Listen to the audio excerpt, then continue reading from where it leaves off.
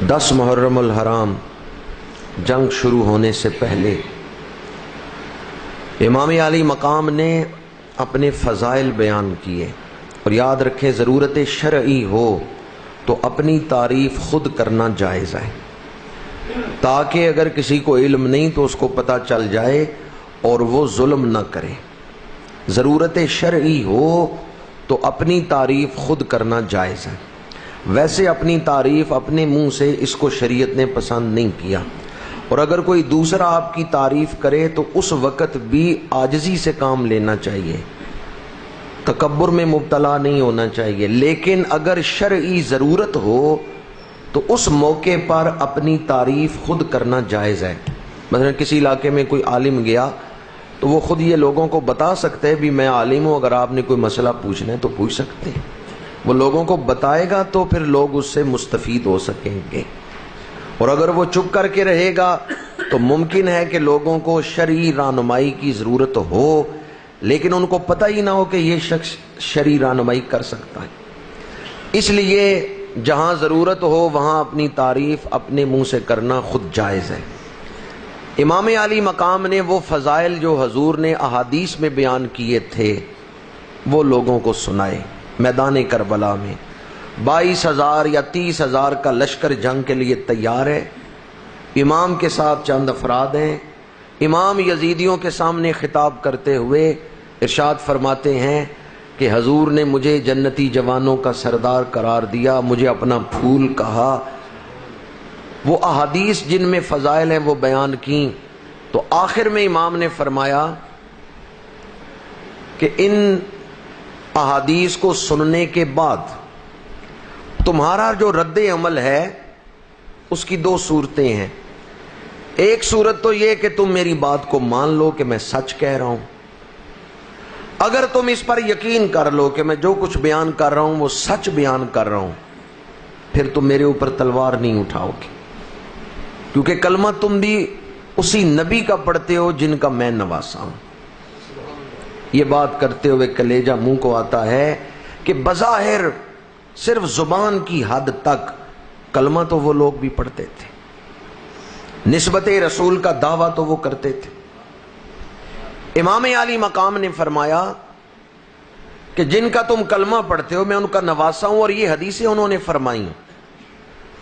اب 2 ہی صورتیں ہیں، یا تو تم میری اس بات پر یقین کر لو کہ میں سچ بول رہا ہوں، اگر تم یقین کر لو کہ میں سچ بول رہا ہوں تو پھر تم میرے اوپر تلوار نہیں اٹھاؤ گے کہ یہ حدیثیں اللہ کے رسول کی ہیں، اور اگر تم کسی شک میں مبتلا ہو تو جاؤ ابو سعید خدری سے پوچھو، جاؤ حضرت جابر بن عبداللہ انصاری سے پوچھو، جاؤ حضرت انس بن مالک سے پوچھو، حضرت سہل بن سعد ساعدی سے پوچھو، حضرت زید بن ارقم سے پوچھو۔ 5 صحابہ کے نام حضور نے لیے، امام علی مقام نے 5 صحابہ کے نام لیے اور فرمایا یہ اس وقت امت میں موجود ہیں، یہ جو فضائل میں نے تمہیں سنائے ہیں یہ 5 ان کو بیان کرتے ہیں۔ جاؤ میری عظمت پوچھنی ہے تو انس بن مالک سے پوچھو جو 10 سال حضور کی خدمت میں رہے ہیں، جاؤ میری شان پوچھنی ہے تو حضور کے صحابی حضرت جابر بن عبداللہ انصاری سے پوچھو۔ میدان کربلا میں امام نے اپنی شان پر گواہ کون سے پیش کیے ہیں؟ سمجھ آئیے آپ کو؟ امام علی مقام اپنی عظمت اور شان پر یزیدیوں کے سامنے جو گواہ بیان کر رہے ہیں وہ صحابہ کرام۔ امام علی مقام فرماتے ہیں یہ صحابہ اس وقت زندہ تھے، جو ہستیاں وصال کر چکی ان کا نام نہیں لے رہے، ان کا نام امام بیان کر رہے ہیں جو اس وقت موجود تھے۔ فرمایا جاؤ حضرت انس بن مالک سے پوچھو، یہ بصرے میں تھے۔ فرمایا جاؤ ابو سعید خدری سے پوچھو، یہ مدینہ منورہ میں تھے۔ فرمایا حضرت سہل بن سعد ساعدی، حضرت زید بن ارقم، حضرت جابر بن عبداللہ انصاری، ان سے پوچھو کہ اللہ کے رسول نے میری شان کیا بیان کی۔ اس سے پتہ چلتا ہے صحابہ اور اہل بیت آپس میں شیر و شکر۔ عبداللہ بن سبا یہودی نے ایک گروہ تیار کیا تھا جس نے حضرت عثمان کو شہید کیا ہے، جس نے مولا علی شیر خدا کرم اللہ وجہ الکریم آپ کو شہید کیا ہے، جس نے حضرت امام حسن مجتبی کو زہر دیا ہے، اور جس گروہ نے آج میدان کربلا میں نواسہ رسول سے بے وفائی کر کے آپ کو تہہ تہ کر رہے ہیں، یہ وہی ایک گروہ ہے جس کے پیچھے یہودی ذہن ہے، جس کے پیچھے عبداللہ بن سبا یہودی کا ذہن تھا۔ تو امام علی مقام نے فرمایا صحابہ میری عظمت بیان کرتے ہیں، جاؤ ان صحابہ سے جا کے میری شان پوچھو۔ لیکن یہ نصیحت کس کو ہوتی ہے؟ جس کے دل میں فکر آخرت ہو۔ عبداللہ بن سبا یہودی نے جو چال چلی تھی وہ اتنی کامیاب ہوئی کہ آج بھی ہم اس سے نکل نہیں سکے۔ امام علی مقام نے جب یہ فرمایا کہ جاؤ ان صحابہ سے جا کے میری شان پوچھو، تو شمر اس وقت چلایا، اس نے کہا ہم ان حدیثوں کا انکار نہیں کرتے، ہم ان حدیثوں کے حوالے سے بحث نہیں کرتے، اس وقت ہمارا یہ مطالبہ ہے کہ آپ یا یزید کی بیعت کر لیں یا ہمارے ساتھ لڑنے کے لیے تیار ہو جائیں۔